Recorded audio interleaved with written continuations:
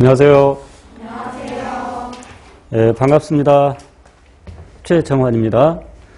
이제 우리 8주간에 걸쳐서 기출 및 단원별 문제풀이를 진행합니다. 전부 기출문제로 구성되어 있고요. 뭐 예상문제, 거짓말이야. 예상문제 없어. 다 기출문제야. 다 기출문제고, 예상문제는 실전 모의고사나 이런 데서, 아니면 동영 모의고사 뭐 이런 데서 접해볼 겁니다. 그러니까 작년이 아니지. 그러니까 2022년 대비니까 2021년 기출문제가 너무 쉬운 것 빼고는 들어갔어요. 너무 쉬운 것 빼고는 거의 다 들어갔고, 그리고 하나 안 들어갔나? 최근 경기도권 안 들어갔어. 왜냐면 이 교재를 만든 다음에 마지막 경기도 시험이 있어서 그거는 들어가지 않았고, 그리고 이제 그 이전 문제들 중에서도 좋은 문제들을 집어넣습니다. 근데 이제 이 교재 작업할 때 항상 고민인 게, 요 녀석을 고르자니 저 녀석이 눈에 밟히고, 얘네들이 자기네들도 서로 문제집에 넣어달라고 막 아우성거려요. 좋은 문제들이.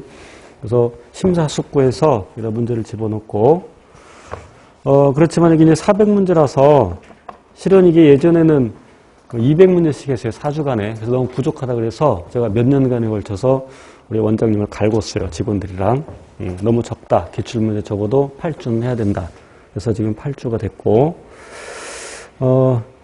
그런데 이제 간혹 이 기출문제만 집중적으로 공부하는 사람들이 있는데 옳지 않은 방법입니다. 물론 기출문제가 토대가 됩니다. 그런데 기출문제 그대로 출제되는 문제 몇 문제 없습니다. 그래서 기출문제를 토대로 해서 출제 경향을 파악하고, 물론 여러분들은 이미 이론 공부를 다 해왔을 걸로 믿고, 그러니까 기본 이론, 심화 이론까지 공부된 상태에서 이 기출문제 풀이를 수강해야 효과가 훨씬 더 좋습니다. 그리고 여기서 답만 고르는 것이 아니라, 이제 여러분 또 따로 공부할 때 답만 고르는 것이 아니라 그 주변의 것들, 예를 들어서 2번이 답이다 그러면 1번, 3번, 4번에 대한 내용들도 확인을 하셔야 됩니다. 반드시. 미리 풀어오셔야 되고, 제가 어제 얘기했듯이 50번 정도까지 오늘 진도를 나갈 텐데 꼭 풀어오셔야 되고, 그리고 이제 이렇게 현강, 실강을 듣는 경우에는 수업 듣고 이해가 안 되는 건 쉬는 시간을 통해서 질문을 하면 됩니다. 꼭 이 교재가 아니더라도 다른 내용들도 마찬가지. 그런데 이제 집에서 공부하시는 분들은 그게 이제 불가능하니까 카페를 이용하시되, 뭐 카페 페이지 맨 위에 적혀 있죠. 가입하시고 반드시 실명으로 활동하셔야 되고, 그러니까 실명으로 바꾼 다음에 등업 신청을 해야 돼요. 등업 신청하고 실명 바꾸면 안 돼요. 그래서 실명 바꾸고 등업 신청하면 우리 유 과장이 등업을 해 줄 겁니다. 그러면 정상적으로 활동을 할 수 있습니다. 그리고 이제 간혹 여러분이 질문 올리면 다른 수험생이 답변을 해주는 경우도 있어요. 몇몇 그런 수험생들이 있어. 그래서 그런 수험생들에게는 감사의 글을 하나 남기세요. 제가 거기다 답변한 거는 어차피 저는 그게 의무라고 생각하니까, 그러니까 거기에다가는 뭐 고맙습니다 안 해도 돼. 근데 다른 수험생이 글을 올린 거는 고맙다고 글 하나 올리고, 그리고 이제 거기에 대해서 제가 가끔 이렇게 댓글을 올리는 경우가 있어요. 오해하지 마세요. 지랄 아니에요. 굿 리스판스, 굿 리플, 좋다는 뜻이야. 이것도 욕 아니야. 이상한 생각하면 안 돼. 베스트. 여러 명이 이렇게 글을 올렸을 때는, 댓글을 올렸을 때, 그 중에서 가장 잘 됐다고 생각하는 걸 제가 이렇게 올려요. 그리고 이제 가끔 질문할 때, 그러니까 질문할 때는 자기 생각을 좀 먼저 말해주는 게 좋아요. 느닷없이 아무것도 몰라. 예를 들어서 세포 분열 설명, 이건 질문이 안 되잖아. 그럼 세포 분열 어느 부분 어쩌고저쩌고 난 이렇게 생각하는데 왜 이 녀석은 1번이 답이 아니고 2번이, 이런 식으로 구체적으로. 그래서 나는 자기 생각을 말하는데 가끔 제가 그냥 느낌표 하나 치는 경우가 있어요. 그러면 네 말이 맞아, 이런 뜻이에요. 이렇게 알아두시고. 그리고 이제 학습 상담을 하는 경우에 역시 실강을 듣는 경우에는 뭐 쉬는 시간이 좀 짧으니까 수업 후에 상담 요청하시면 되고, 그리고 역시 또 집에서 공부하시는 분들은 우리 상담 게시판 따로 있죠. 여기다 올리는데 최대한 자세히 이론을 한번 들었는데 뭐가 뭔지 잘 모르겠어요. 어떻게 해야 돼요? 근데 해줄 말이 없어. 그냥 또 해, 그럼 또 해. 이런 말밖에 없지. 그러니까 자기 상황을 최대한 자세히 설명을 해줘야 거기에 맞는 제가 상담글을 해줍니다. 그러니까 가끔 보면 이게 제가 봐도 이거 너무 내가 성의 없이 답변을 하지 않았나 그런 글이 있어. 내가 답변을 했는데 그거 왜 그러냐면 질문하는 사람이 성의가 없어. 상담 요청하는 사람이 성의가 없으면 저도 성의 없이 해요. 근데 상담 요청하는 사람이 성의 있으면 어떤 건 거의 1시간씩 상담글을 올리는 경우도 있어요. 심지어 그 사람의 모의고사 점수까지 다 분석을 해서 하는 경우가 있으니까 최대한 자기 상황을 자세히 알려줘야 됩니다. 그리고 그런 경우에는 밑에다 감사합니다 하나 달아주세요. 내가 글을 올렸으면 이 사람이 봤는지 안 봤는지 그래서 클릭을 한번 해봐. 왔다 갔어 근데. 나는 그거 어떤 경우에는 1시간씩 이렇게 물론 대부분의 경우에는 자기 상황을 자세히 이야기하는 사람들은 내가 이렇게 해주면 거기다가 또 고맙긴 하고 가더라고. 근데 그냥 성의 없이 하는 사람들은 내가 또 성의 없이 글을 달아서 그러나 그냥 아무런 반응이 없어. 근데 왔다 갔어. 그래서 상담글에 대해서는 왔다 간 흔적을 고맙다가 안 해도 돼요. 알겠어요라도 흔적을 남기고 가세요. 이제 썰 여기서 마치고 5페이지로 갑니다. 5페이지. 자, 세포의 생활 1번부터 바로 문제풀이 들어갑니다. 그리고 이제 한마디만 더 하고 들어갈게요. 공부가 좀 덜 됐다고 생각을 하면 다시 복습을 해야 돼요. 그러니까 이 문제를 실은 풀기 전에 기본 교재 다시 한번 읽어봐야 되고 심화 교재 다시 한번 복습을 해야 되고 그리고 문제를 풀고 수업을 들어야 효과가 훨씬 좋습니다. 1번 바로 들어갈게요. 자, 그림 가와나는 서로 다른 과학의 탐구 방법을 나타내는 것이다. 과학의 탐구 방법. 그리고 우리 이제 생물의 탐구 방법, 생명과학의 탐구 방법 이렇게 얘기하기도 하죠. 그런데 두 가지 방법이 있죠. 귀납적 탐구 방법과 연역적 탐구 방법이 있는데 귀납적 탐구 방법과 연역적 탐구 방법의 가장 큰 차이는 가설 설정된 게 있냐 없냐. 가설 설정된 게 있으면 연역적 탐구 과정이고 없으면 귀납적 탐구 과정. 그래서 귀납적 탐구 과정은 계기의 사실들로부터 결론을 이끌어 나가죠. 그러니까 결론이 나중에 나와. 결론이 나중에. 그런데 연역적 탐구 방법은 결론을 정하고 그것을 증명해 가는 과정이에요. 내가 물론 그 결론을 정한다고 했지만 엄밀히 말하면 가설을 설정하고 그것이 맞는지 틀리는지 검증하는 과정. 물론 이제 결론 도출을 나중에 하긴 하죠. 그런데 가설이 맞으면 그 가설이 곧 결론이 되는 거죠. 가설이 맞으면 가설이 결론이 되는 거예요. 그런데 가설이 맞지 않으면 가설이 잘못됐으니까 가설을 다시 설정을 해야 되겠죠. 자, 이 정도 하고. 그래서 이제 1번부터 보면, 자, 옳은 것은. 여러분, 실제 시험장에서 옳은 것인지 옳지 않는 것인지 중간에 막 헷갈리는 경우가 있어요. 그러니까 옳은 것을 해놓고 가끔 옳지 않은 걸 고른다거나 옳지 않은 것인데 뭐 옳은 걸 고르고. 그러니까 문제에다가 옳은 것 그럼 밑줄을 치고. 그리고 이제 저는 이렇게 풉니다. 저는 맞고 틀리는 것을 이 오른쪽 끝에다 표시를 합니다. 맞으면 동그라미, 틀리면 X. 일단 틀리는 것 할 때 한번 연습을 해볼게요. 일단 여기서 옳은 걸 고릅니다. 그럼 가는 연역적 탐구 방법이니까 연역적 탐구 방법에서는 반드시 대조군을 설정해야 되죠. 대조군을 설정하는 것은 비교하기 위해서. 뭐 실험상의 오차 다 쓸데없는 말. 한마디로 말하면 실험군과 비교하기 위해서. 그러니까 이거는 맞는 말이고. 자, 그 다음에 2번. 세포설은 자, 세포설. 문제가 뒤에 나오는데 세포설이 뭐냐면 세포는 생명체의 구조적, 기능적 기본 단위다. 그리고 세포는 세포 분열에 의해서 세포로부터 만들어진다. 이게 세포설이죠. 그럼 그걸 실험할 수 있어? 실험이라는 것은 여기 연역적 탐구 과정이 나온다고 그랬죠. 그럼 그걸 관찰하고 그러니까 식물들을 다 관찰했더니 식물이 세포로 구성되어 있어. 동물들을 다 관찰했더니 뭐 다는 아니지만 관찰했더니 역시 세포로 구성되어 있어. 계기의 사실들로부터 결론을 이끌어내가는 과정이죠. 그러니까 세포설은 귀납적 탐구 방법에 의한 겁니다. 나는 귀납적 탐구 방법이 아니라 연역적 탐구 방법이고요. 나는 연역적이 아니라 귀납적 탐구 방법이고 바뀌었어요.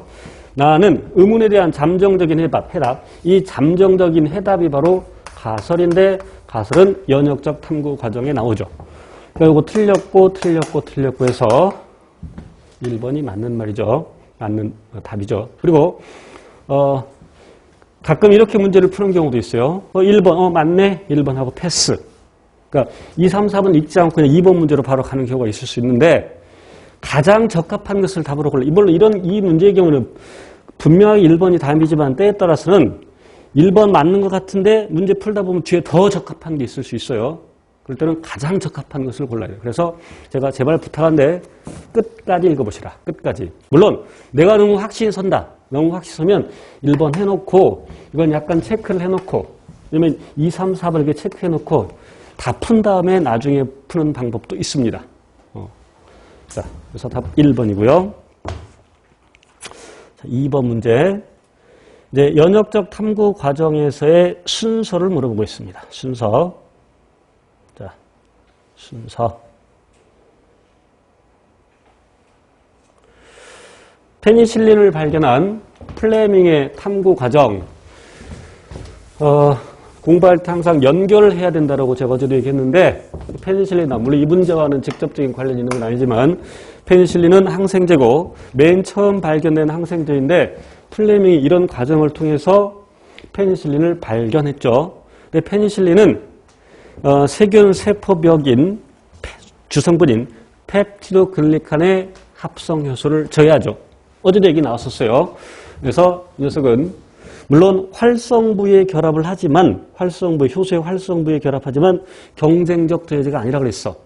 경쟁적 저해제나 비경쟁적 저해제 나누는 것은 가역적 저해제 중에서 그러니까 효소를 먼저 나눌 때 가역적 저해제, 비가역적 저해제 그리고 그 가역적 저해제를 경쟁적 저해제, 비경쟁적 저해제 나눠야 되는데 페니실린은 경쟁적 저해제가 아니죠. 왜?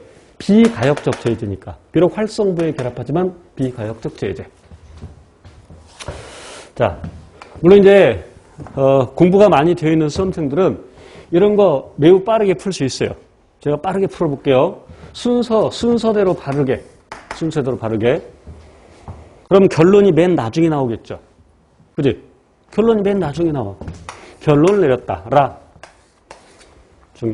그러면 이제 1번과 3번으로 좁혀졌고 가와 마를 보면 가, 배양하였다. 마, 왜 그럴까? 의문을 가졌다. 누가 먼저겠어? 왜 그럴까? 문제인식. 이게 문제인식이야. 문제인식을 먼저 해야지. 그러니까 마가 먼저지. 3번 금방 이렇게 다 고를 수 있어요. 이걸 다 안 읽어봐도.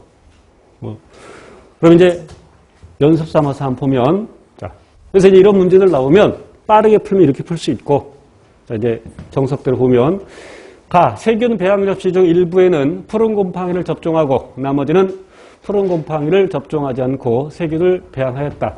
이거는 탐구 과정이죠. 그러니까 실험 과정, 실험이라고 할게요. 탐구 설계 및 수행, 탐구 수행. 우리 배운 용어로는 탐구 수행. 이 실험하는 거야, 실제로.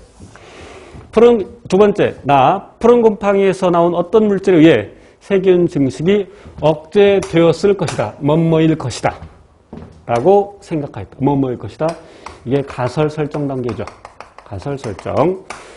세 번째, 푸른 곰팡이를 접종한 배양 접시에서만 세균이 증식하지 않은 것을 확인하였다. 자료 해석이죠. 실험 결과. 뭐 아직 해석까지는 좀 애매합니다만 실험 결과. 자, 그리고 결론이라고 적혀 있죠. 결론 도출. 자, 그래서 맨 처음에 이 순서대로 잡으면 왜 그럴까 문제인식을 먼저 해야 되죠. 그리고 가설을 세워야죠. 탐구 설계 및 수행, 자료 해석, 그리고 결론 도출. 이렇게 잡을 수 있죠. 그지? 그래서 3번을 답으로 고를 수 있습니다. 자, 그럼 이제 연역적 탐구 과정에서는 반드시 대조군을 설정해야 된다라고 했는데, 그럼 가에서, 자, 하나는 푸른 곰팡이를 접종하고, 그러니까 배양 접시를 2개 준비했다고 칩시다. 두 무리로 나눠서. 한 무리는 푸른 곰팡이를 접종하고, 나머지는 푸른 곰팡이를 접종하지 않고, 그럼 어느 것이 대조군이겠어? 잘 생각해야 돼. 어느 것이 대조군? 푸른 곰팡이 접종한 거 안 한 거? 이 실험의 가설이 뭐야? 가설. 푸른 곰팡이에서 나온 어떤 물질이 세균 증식을 억제할 것이다지. 그럼 그 푸른 곰팡이를 넣어준 것이 실험군이겠어, 대조군이겠어? 실험군이죠. 그래서 이 녀석이 실험군, 그냥 냅둔 거, 쉽게 말하면 내버려 둔 거, 안 한 거, 그것이 대조군. 됐죠? 이렇게 대조군 찾는 것도 출제될 수가 있습니다. 넘깁니다. 3번.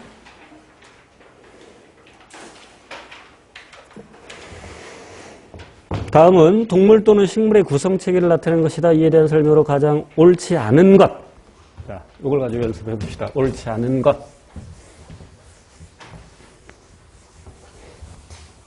문제 띄워놓고 하니까 훨씬 편하고 좋네요. 자, 옳지 않은 것. 옳지 않은 것. 뿌리는 기억에 해당한다. 그럼 이것이 무언지를 봐야지. 동물 또는 식물의 구성 체계를 나타내는 것이래요. 기관계를 갖고 있다. 동물. 시간도 없는데 물자 쓸 필요 없어. 시험 시간에는. 그럼 나머지 하나가 식물의 구성 체계를 나타낼 것이고. 그럼 식물의 구성 체계건 동물의 구성 체계건 다세포 생물의 경우에는 대개 이제 물론 다세포 생물을 하더라도 군체 이런 거 빼고 제대로 조직기관 갖는 애들은 세포 조직기관 개체 순서 암기하셔야 되죠. 세포 조직기관 개체 암기하셔야 되고 그러면 식물에만 있는 단계 그러면 여기가 조직 그런데 식물에만 있는 단계 여기 조직계 동물에만 있는 단계 그럼 여기 기관 여기 선이 빠졌네. 동물에만 있는 단계 기관계니까 이게 동물임을 알 수 있었죠. 그리고 또 여기서 하나 더 강조하면 구조와 기능이 같은 적어도 유사한 세포들이 모여서 조직이 되고 서로 다른 조직들이 모여서 기관이 되고 그럼 뿌리는 자, 식물은 생식기관, 영양기관 나눠져 있죠. 생식기관은 꽃, 열매, 종자 그리고 영양기관은 뿌리, 줄기, 잎 뿌리는 기관입니다. 뿌리는 기관 뿌리는 기관 그러니까 틀렸죠. 가는 식물이다. 맞았죠. 나는 동물이다. 맞았죠. 위는 디귿에 해당한다. 위는 소화기관에 해당이 되죠. 소화기관. 그죠?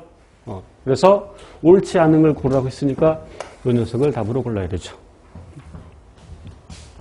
이 문제를 풀 때 이렇게 푸는 사람도 있어.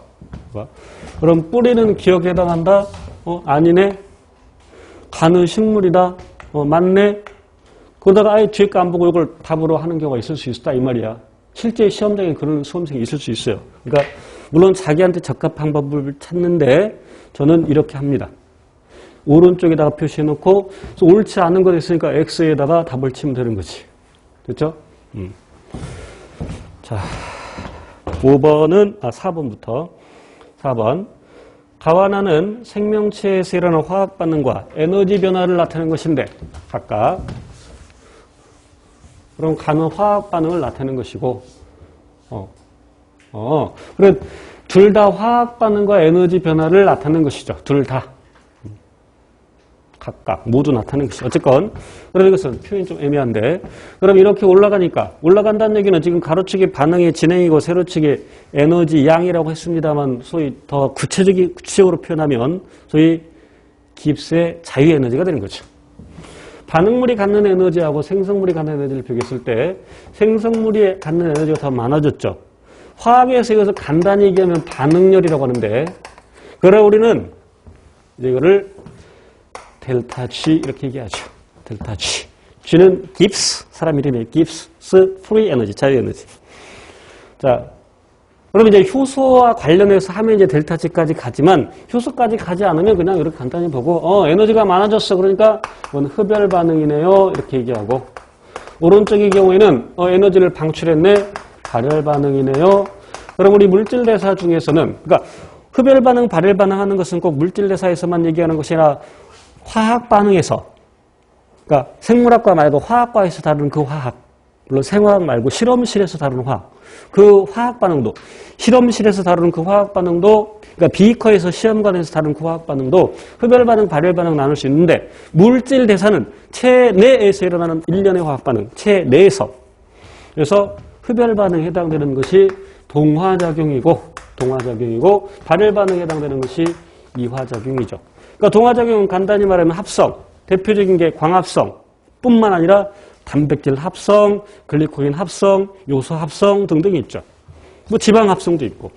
그럼 이화작용의 대표적인 것은 소화, 그리고 물론 더 대표적인 것은 호흡, 세포호흡. 되겠죠?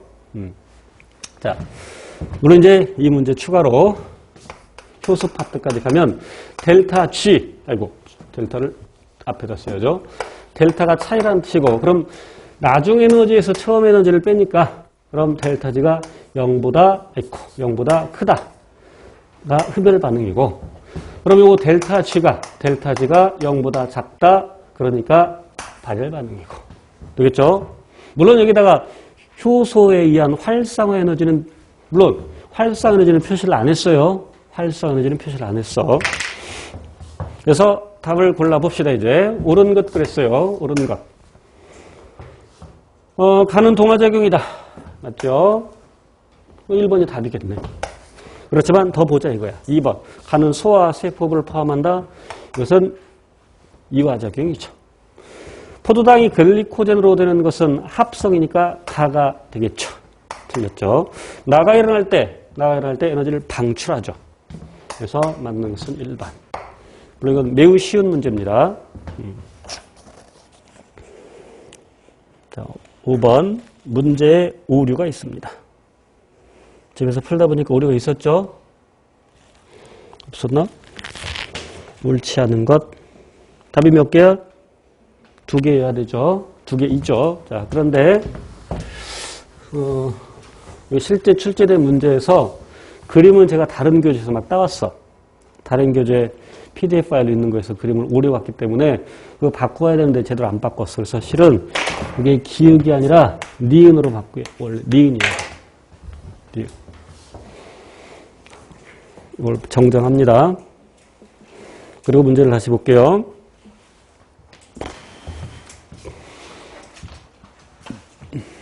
집에서 이 글씨 보이죠? 아래쪽? 안 가리죠? 네.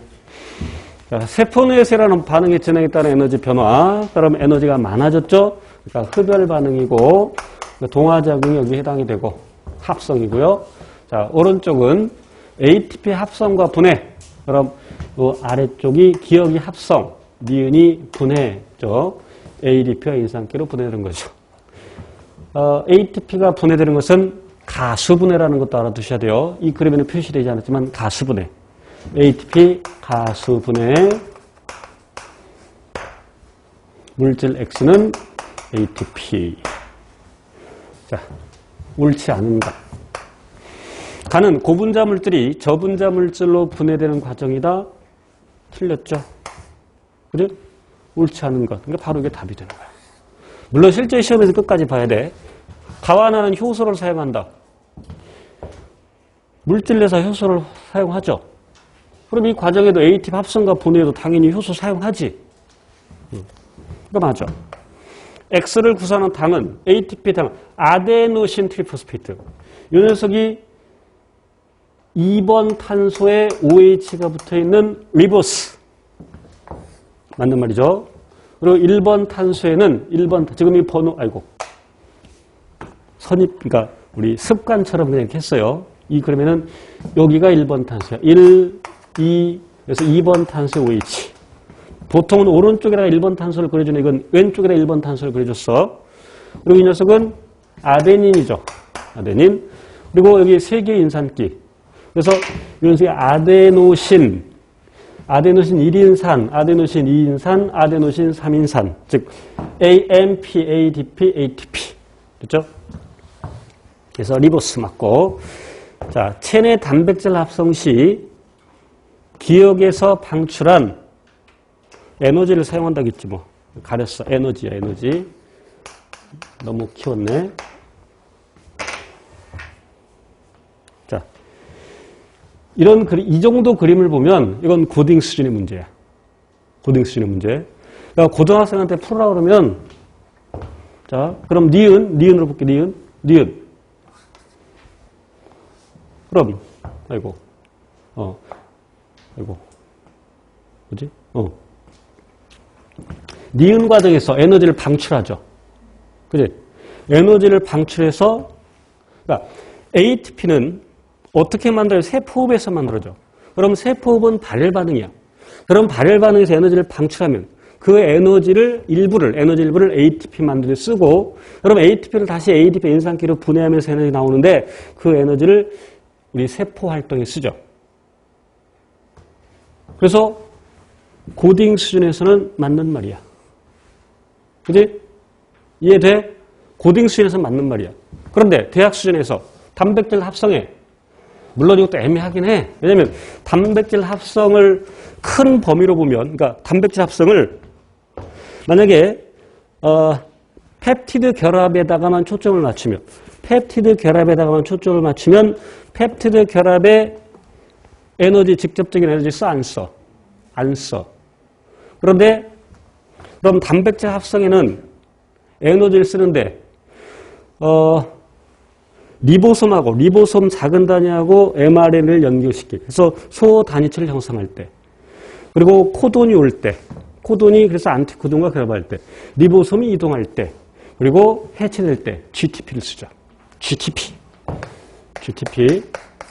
그래서 이 문제를 풀면서, 야, 이게 ATP인데? 그럼 GTP잖아. 그지? 그러면 이게 구한인지 또 어떻게 알아? 애매하네? 그래서 대학 수준까지 가면 이게 틀린 문장이 될 수도 있어. 그리고 이게 아데닌이 어쩐지 실은 정확히 모르잖아. 그지? 어쨌건. 그래서 이건 고등학교 수준이라서 그냥 에너지를 쓴다. 단백질 합성 시 에너지를 쓴다. 여기까지만, 이 문제에서는. 그러나 실제 단백질 합성 과정에서는 ATP를 쓰는 것이 아니라 GTP를 쓰죠. ATP 쓰는 것이 아니라 GTP를 쓰고, 물론 이것도 크게 보면 이게 뭐 ATP라고 친다면, 예를 들어서 이제 그 실질적인 단백질, 그러니까 아미노산 연결하는 그 과정 말고, 리보솜에서 일어나는 일 말고, 그러면 이제 tRNA가 아미노산을 물고 와야지. 그러면 tRNA가 아미노산을 물 때라고 그냥 표현할게. 그러니까 아미노산을 tRNA에다 붙일 때, CCA3' 자리에다가 아미노산을 붙일 때, 그때는 어떤 에너지를 써? 그때는 ATP를 쓰죠. 그죠? 또 그렇게 본다면, 단백질 합성을 큰 범주로 본다면, 이것도 당연히 맞는 말이 되겠지. 그러니까 문제가 더 깊이 있게 나왔을 때, 꼭 ATP만 쓰는 것이 아니라 때에 따라서 GTP를 쓰는 경우도 있다. 그래서 답은 1번 되겠습니다. 6번 그림이 없는데 제가 그려드릴게요.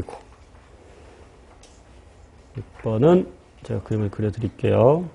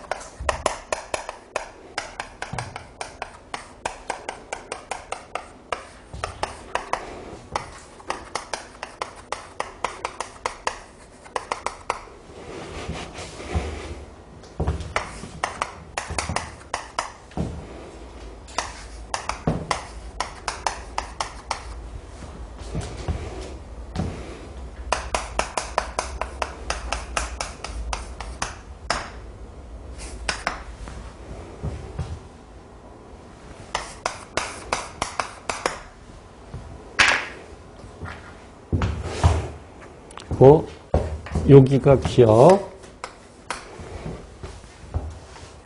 여기가 니은. 딱 됐어요.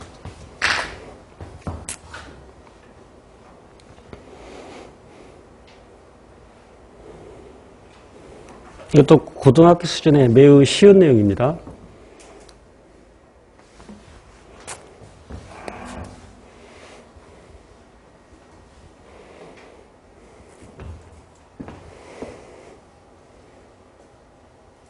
다 그렸으면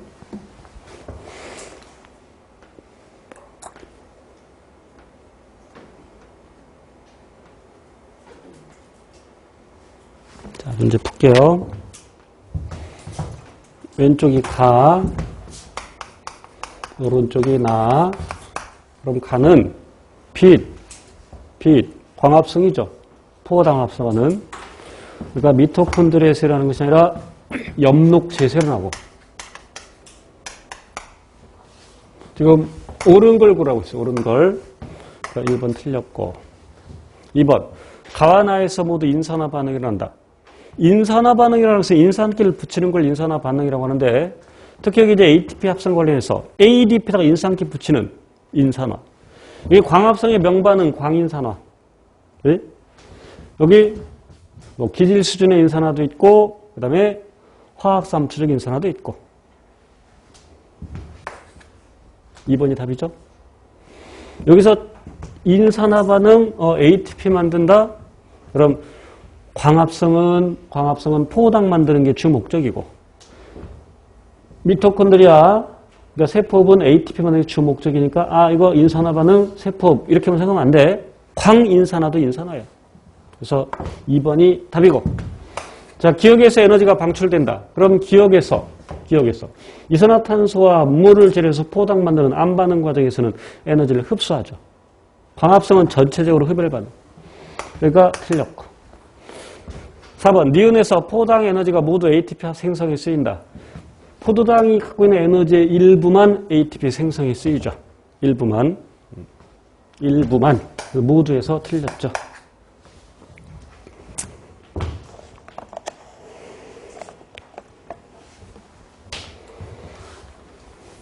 예전에는 포도당 1몰당 만들어지는 ATP 최대 38몰 그래서 그 효율이 에너지 효율이 약 40%. 그러니까 포도당이 갖고 있는 에너지의 약 40%가 ATP 만들어 쓰인다고 했는데 그렇게 계산하는 것은 이제 세포과 연관지어서 NADH에서 전자가 빠져나가서 양성자 기울기를 형성할 때 예전에는 3ATP를 생성할 수 있고 FADH2의 한계에서 전자가 빠져나가서 양성자 기울기를 형성하면 2ATP 이렇게. 그러다 이미 교재가 다 바뀌었어요. 물론 나이가 지긋하신 교수분이 들어가면 이렇게 출제할 수도 있어. 그러면 최대 38몰이지만 대부분 교재가 다 바뀌었어. 여기는 2.5야. 2.5 ATP 1.5 ATP. 그런데 포당 한 분자를 기준으로 할 때 NADH 전부 그러니까 1몰로 합시다. 포당 1몰. 그리고 NADH 10몰, FADH 2몰. 그래서 여기다가 10 곱하고 여기다가 2 곱해서 25, 3 하니까 28 ATP. 산화적 인산화를 통해서 28 ATP. 그런데 해당 과정에서 기질 수준에 의해서 2 ATP, 그리고 TCA로 해서 기질 수준에 의해서 2 ATP. 그래서 이게 32가 되죠. 32. 그러면 세포에서 에너지 효율은 포도당이 갖고 있는 에너지 1몰당 그럼 686kcal 단위 생략할게요. 그런데 전부 32몰이 나와. 32몰. 그럼 1몰당 얼마큼 저장하냐면 7.3kcal. 그래서 퍼센트로 나타내기 위해서 이 100을 곱하면 되겠죠. 그러면 뭐 대략 한 32% 정도 나오겠죠. 대략. 뭐 계산은 여러분이 해보시고. 그러니까 40% 아니에요, 요즘은. 32%가 조금 더 넘겠지 뭐. 38일 때 약 40%니까 32% 조금 더 넘겠지.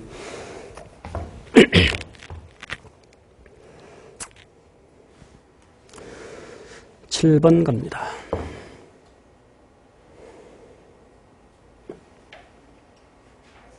자, 가는 생명현상의 특성의 일부를 나는 박테리오파지와 세균이 갖는 특징의 개수를 나타내는 것이다. 개수야? 개수야? 우리말 어려워. 맞춤법이 자꾸 바뀌어. 저 대학교 1학년 때는 맞춤법을 거의 안 틀렸었어.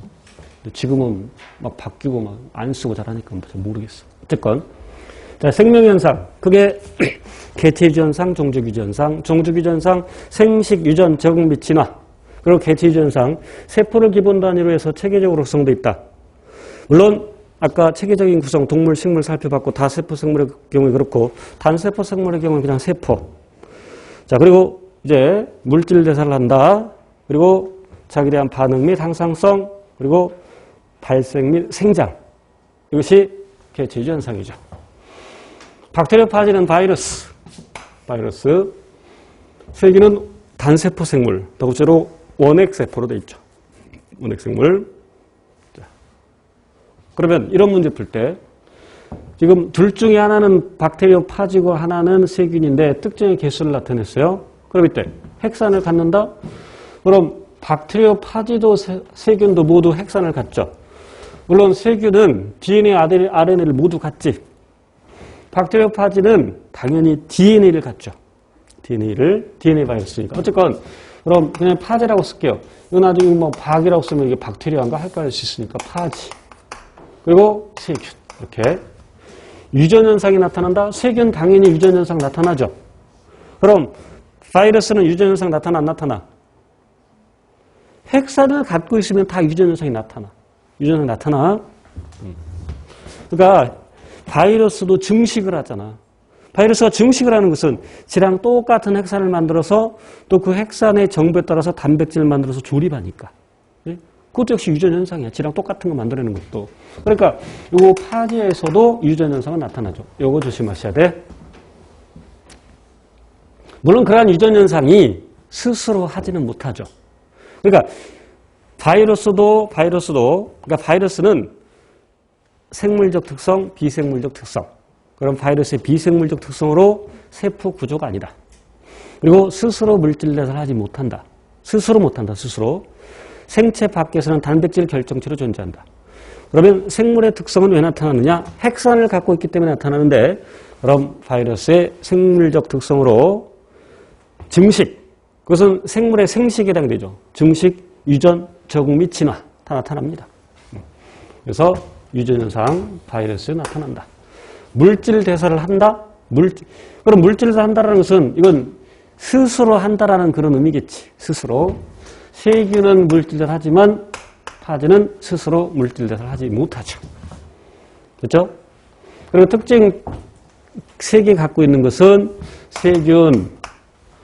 그럼 B는 이제 파지겠죠. 박테리오파지. 그럼 박테리오파지는 특징이 2가지죠. A는 박테리오파지에다 세균. A의 핵산은 세균 핵산은 핵 내에서 발견된다. 원핵세포라고 했어. 핵이 없어. B는 A 속에서 A의 특징을 갖는다. 박테리오파지는 숙주세포 속에서 생물적 특성이 나타나죠. A와 B는 스스로 물질을 한다. 스스로 A는 하지만 B는 스스로 물질 대사를 하지 못하죠. 그래서 맞는 것은 문제도 없네. 옳은 것.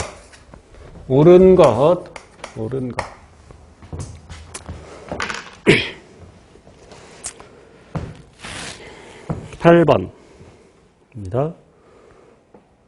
물의 특성. 자.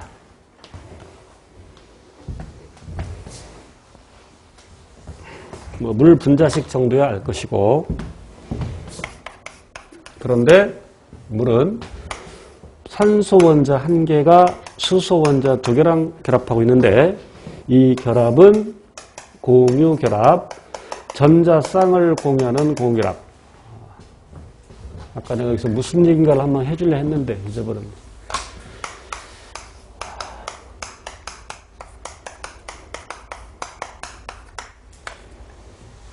뒤에 또 언급이 아마 되겠지만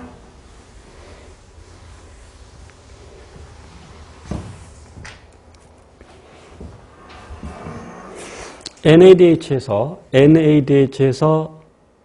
빠져나간, 잘 들어, NADH에서 빠져나간 전자 1개 몇 ATP를 만들 수 있어.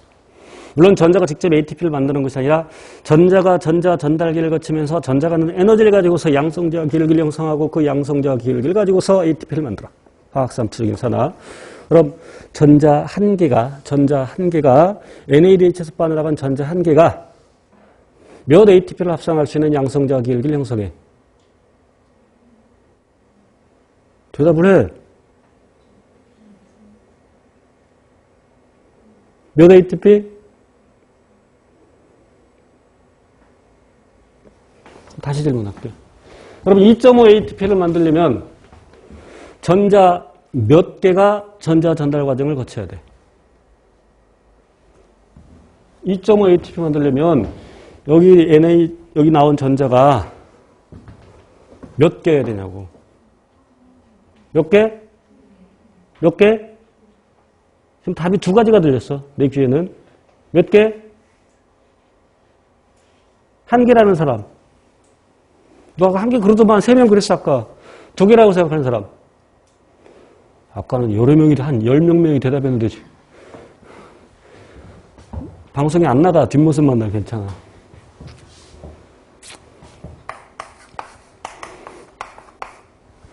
결국 전자 전달 과정을 거치게 되면 물론 NADH나 FADH2가 직접적으로 전자 전달 과정으로 들어가는 건 아니지만 전자 전달 과정이 쓰이죠. 그 말은 전자 전달 과정에 전자 전달계, 전자 전달 사슬 이렇게 표현하기도 해. 그 전자 전달 사슬에 전자를 제공하는 거지. 오케이? 몇 개씩? 그래. 너 대답하네. 결국 전자 전달 과정이 일어나게 되면 NADH에서 전자가 빠져나간 다음에 이렇게 되지. 이렇게 되지? 그럼 전자 몇 개 나가? 전자 몇 개 나가? 몇 개? 뭐라고? 야! 그동안 어디 가서 수업을 듣다 왔어? 어디 이상한 놈한테 가서 수업을 듣다 왔어? 내가 늘 강조했어. 한 5번 얘기를 했을 거야. 반응 전후에 원자의 종류, 개수 달라지지 않고 전하량도 달라지지 않는다고. 왼쪽에 전하량이 얼마요? 0이잖아. 그럼 오른쪽에 전하량이 얼마여야 돼? 0이어야 되지. 근데 지금 얼마야? 플러스 2잖아. 그럼 마이너스 2야지. 그지? 이해됐어요? 전자 한 쌍. 2개야, 2개. 됐어? FADH2에서도 역시. 그럼 FADH2는 전자 전달 과정에 전자를 주게 되면 이 녀석은 FAD와 수소 이온 2개니까 여기도 전자 한 쌍이야, 2개. 그지?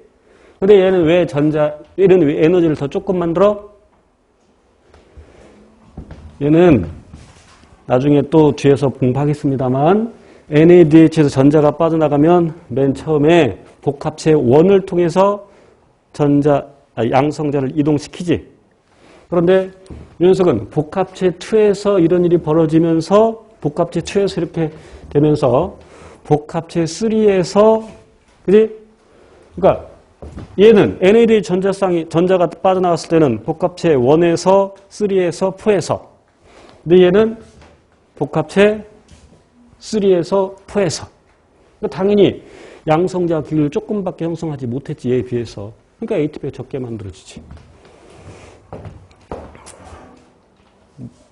아까 얘기했어야 되는데. 자, 물로 다시 가서 이와 같이 물 분자 내에서 산소와 수소는 공유결합. 그런데 또 다른 물 분자가 있다. 또 다른 물 분자가 있을 때 물론 이것도 공유결합인데 그런데 물 분자를 형성할 때 전자쌍을 공유하는 공유결합이라는데 그때 전자쌍을 잡아당기는 정도를 전기음성도라고 하는데 전기음성도 누가 크냐? 산소가 굉장히 크다. FON 다른 물질에 비해서 상당히 크죠. 그래서 전자쌍이 산소 쪽으로 치우쳐지면서 수소는 부분적으로 양의 전하를 띈다. 산소는 부분적으로 음의 전하를 띈다. 여기서도 마찬가지. 수소는 부분적으로 양의 전하, 산소는 부분적으로 음의 전하를 띈다. 자, 그리고 역시 얘도 마찬가지. 그래서 이렇게 플러스 마이너스 상반된 전하를 띄고 있으니까 서로 잡아 당긴다. 요게 수소결합.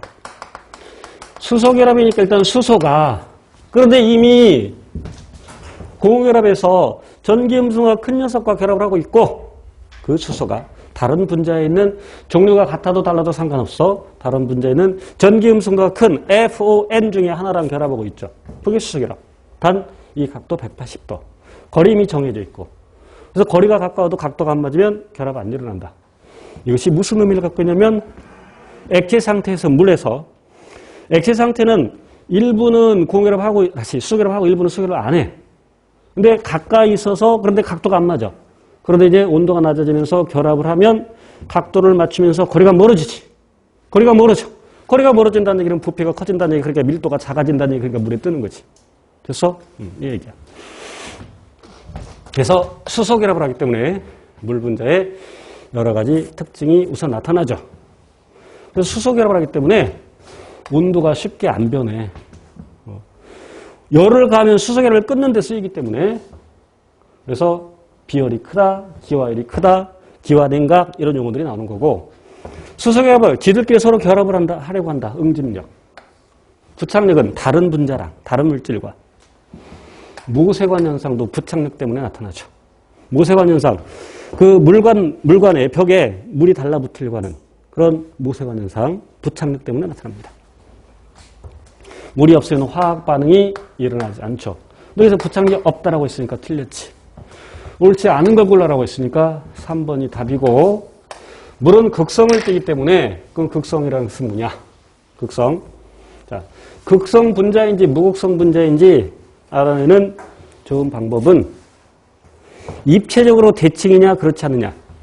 입체적으로 그러니까 3차원 구조에서 대칭이면 무극성 분자 또는 비극성이라고도 해요. 비대칭이면 극성 분자 이렇게 판단하기도 하고 자, 중심 원자에 비공유 전자쌍이 있으면 중심 원자에 와 수소 거 흰색으로 할게요. X로 산소 거 동그라미로 할게요. 전자를. 그런데 산소는 맨 바깥쪽 전자가 몇 개? 맨 바깥쪽 전자가 몇 개? 산소는 16쪽이야. 그러니까 맨 바깥쪽 전자가 6개야. 산소 원자번호 8번. 그러니까 2개 채우고 6개 채웠어. 그러니까 16쪽이야. 그럼 6개 채웠는데 그 6개 중에서 2개는 이렇게 공유결합에 참여하고 4개는 공유결합에 참여 안 하는데 그 4개가 2개씩 쌍을 이루고 있어. 그래서 이때 이 녀석을 공유전자쌍, 이 녀석은 비공유전자쌍. 오케이? 그래서 중심 원자가 비공유전자쌍을 갖고 있으니까 극성이라 이 말이야. 극성 분자. 참고로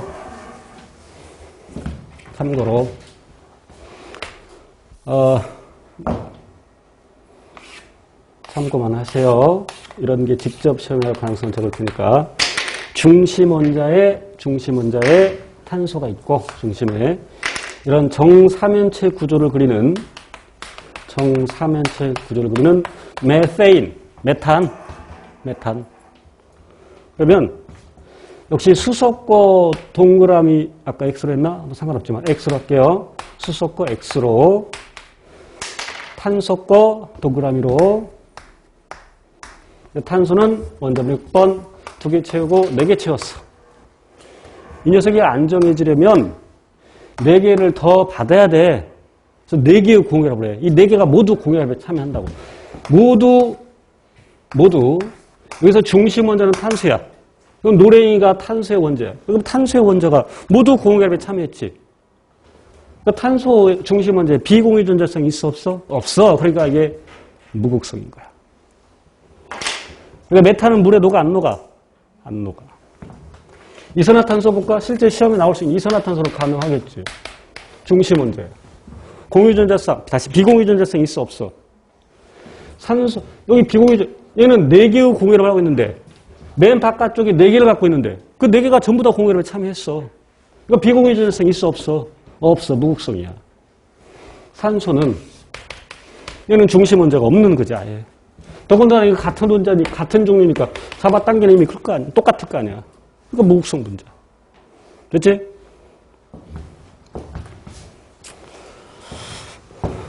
참고로 암모니아만 하나 더. 암모니아는 요 구조에서 요것만 바뀌는 거야. 여기 수소가 없어. 대신 여기가 질소야. 여기가 질소.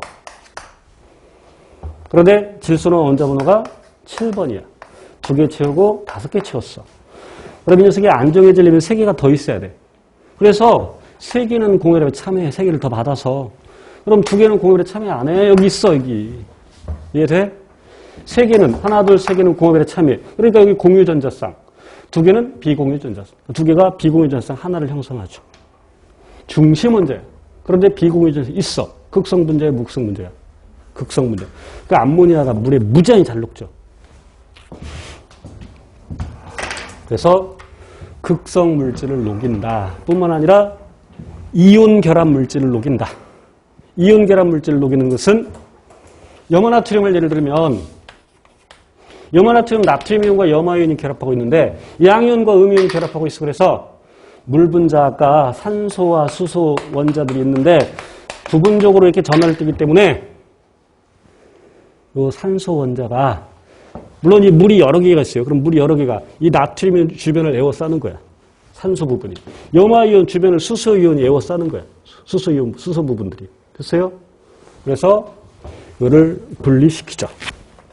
이거를 수화라고도 하고 그래서 이온화가 되는 거죠. 이온이 되는 거지. 그래서 극성 물질뿐만 아니라 이온 결합 물질, 즉 수용성 물질들을 물에 잘 녹이죠. 물이 극성을 띠니까. 자, 그래서 8번의 답, 아까 3번 부착력도 있습니다. 자, 9번 갑니다. 9번도 다시 문제를 보니까 옳지 않은 거 고라고 했는데 답이 몇 개? 집에서 풀어왔지? 답이 몇 개였어? 답을 1개 골랐어? 답이 2개인데? 그래서 문제 바꿀게요. 답 1개만 만들기 위해서, 답 1개만 하기 위해서 산소 원자와 수소 원자의 비율은 1대2.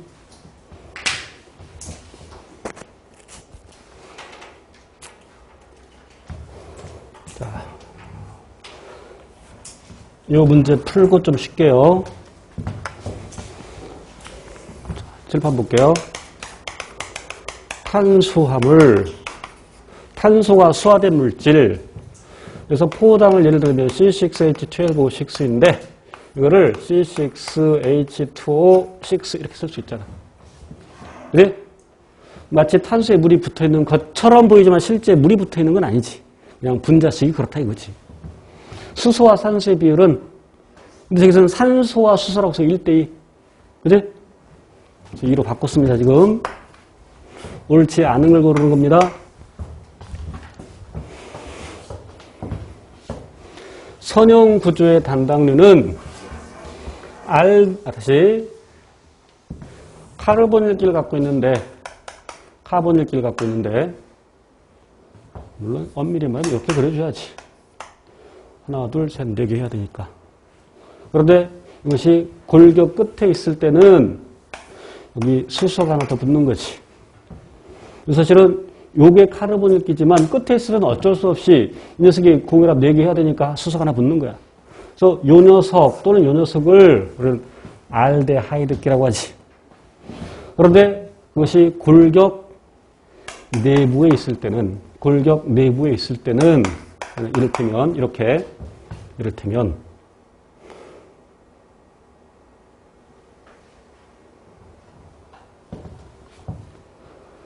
그럼 이 경우에는 이게 내부에 있으니까 케톤기라고 하지.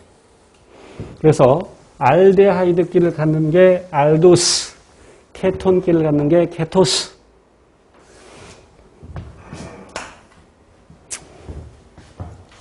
자, 3번.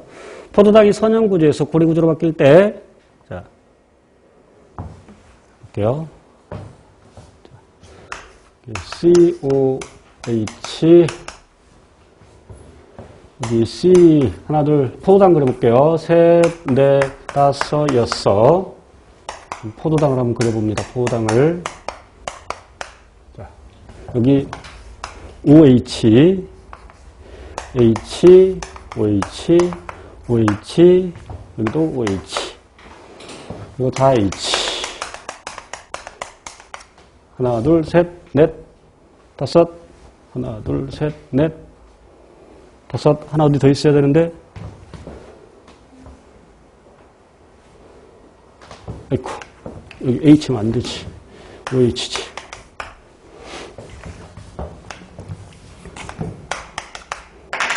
자. 이걸 이제, 다시. 고리형으로 그리기 위해서, 고리 구조로 그리기 위해서, 색깔을 조금 바꿔볼게요. 이해를 돕기 위해서. 탄소, 산소, 수소, 그리고 이 녀석을 색깔을 바꿔볼게요. 자, 포도당은 육각형 고리 구조를 하고 있죠. 포도당은 육각형 고리 구조를 하고 있는데, 육각형 고리, 물론 포도당이 구조를 그릴 줄 알아야 문제를 풀 수 있는 건 아니지만 이해를 돕기 위해서 하는 겁니다. 자, 여기 산소가 있고, 여기 이제 탄소들이 있겠죠. 이 탄소. 그럼 여기서부터 1, 2, 3, 4, 5, 6번 탄소가 있고. 자, 그런데 이 산소는 어떤 녀석이냐면 바로 이 녀석이에요. 이 녀석. 자, 그리고 여기 CH2OH가 있고, 여기 C는 이 녀석입니다. 1번 탄소니까. 그죠? 이게 1번, 여기서부터 1, 2, 3, 4, 5, 6번 탄소야. 그리고 1번 탄소니까 여기서 빨강색으로 그려줘야 되죠? 그리고 여기 H, 그리고 여기 O에, 그리고, 이 녀석. 이렇게. 그러니까, 여기 4번 탄소에 붙어 있는 OH에서 4번, 아이고, 내가 잘못 말했다. 미안. 하나, 둘, 셋. 이놈이네. 미안. 5번 탄소인데. 쏘리. 여기가 OH. 5번 탄소. 자, 그래서 5번 탄소에 붙어 있는, 이게 1, 2, 3, 4, 5번 탄소였어요. 그럼 그 녀석이 O 여기 가고 H1로 가고, 그리고 이제 나머지 여기 OH, H, 그리고 여기 H, OH, 그렇죠. 자, 그러면 실은 이런 그림을 몰라도 포도당의 분자식 생각해 볼게. 포도당의 분자식. 그럼 선형일 때도 이 분자식이 성립해야 되고, 고리 구조일 때도 이 분자식이 성립을 해야 돼. 그죠? 뭘 안 빠져나가. 단당류끼리, 단량체끼리 결합할 때, 그래서 이당류 형성할 때, 그리고 다당류 형성할 때 탈수 합성인 것이지. 이해돼? 실은 이 그림 없어도 저 문제는 해결할 수 있어요. 그래서 물 분자 안 빠져나가. 그래서 3번이 답이고, 설포과. 맞죠? 엿포포, 엿당, 포당 두 분자 결합한 거, 탈수 합성. 설포과, 그리고 젖당은 포당과 갈락투스. 요 그림에서, 요게 바뀌면, 그러니까 여기다 살짝 그려볼게요. 여기가 OH가 되고, 이거 O가 오면, H. 이렇게 가야지. 그지? 아니다. 이렇게. 이렇게. 하나, 둘, 셋. 하나, 아닌데? 헷갈려. 모르겠다. 다시. 아까 여기가 O가 오고, 여기가 OH. 그러면 요게 끝에 있으니까 이 녀석이 포도당, 그리고 이 녀석이 자리 바꿈을 하면 여기가 O가 오고, 여기가 OH. 이게 세 개지? 하나, 둘, 두 개 맞고, 세 개. 일단 보류하고, 일단. 그래서, 여기 5. 뭐가 안 맞네? OH, 5. OH, 5. 어쨌건, 그럴 때는 여기가 H가 있으면 안 되지. 그지? 있어야 되고, COOH, COO, CO, H. 모르겠다. 다음에 다시 한번 그려볼게요. 어쨌건, 중간에 두 번째 여기에, 카르보닉기가 있으면 케톤기가 되면서 이게 케토스. 이게 과당이죠. 그리고 여기 이제 바뀌면, 그래서 여기 바뀌면 이것이 갈락토스. 그래서 포도당이 알도스, 과당은 케토스, 갈락토스, 알도스. 어쨌건 9번의 답은 3번 고를 수 있죠. 자, 쉬었다가 10번부터 할게요.